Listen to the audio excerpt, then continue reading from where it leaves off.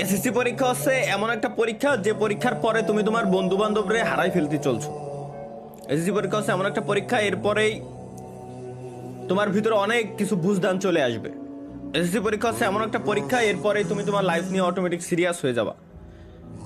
SSC পরীক্ষা হচ্ছে এমন একটা পরীক্ষা যে পরীক্ষার পর তুমি এখন যেমন হাসি খুশি হাসি খেলে বেড়াচ্ছ, এরপরে দেখবে অটোমেটিক তোমার মাথায় কিছু না কিছু চলে আসছে যে আব্বুর কাছ থেকে আর টাকা নেওয়া যাবে না, নিজের কিছু একটা করতে হবে, নিজের কোনো কাজ করতে হবে।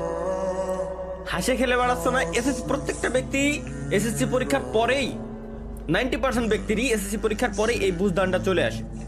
কারো একটু বেশি সময় লাগে, কারো একটু আগে আসে, কিন্তু বেশিরভাগ টাইমে এসএসসি পরীক্ষার পরে আসে। সুতরাং ভাইয়া, হাসি খেলে বেড়াচ্ছ এখন, এই লাইফটা এনজয় করতেছো, এটা কিন্তু শেষ সময়। পড়ালেখাটা ভালোভাবে করো। এই এসএসসির রেজাল্টের উপর ডিপেন্ড করে বাকি সবকিছু হয়। 8-এর রেজাল্টও কোনো কাজে লাগে না, 5-এর রেজাল্টও কাজে লাগে না, 2-র রেজাল্টও কাজে লাগে না, 9-এর রেজাল্টও কোনো কাজে লাগে না। রেজাল্ট কাজে লাগে তো একটাই, এসএসসির তুমি কতটুকু শিক্ষা অর্জন করছো, এটা কাজে লাগে সব সময়। বুঝতে পারছো আশা করি। এবং শিক্ষার সঙ্গে কখনো তোমার জব সেক্টরে মেলাবা না যে তোমার ভালো রেজাল্ট করলে ভালো একটা জব পাবা।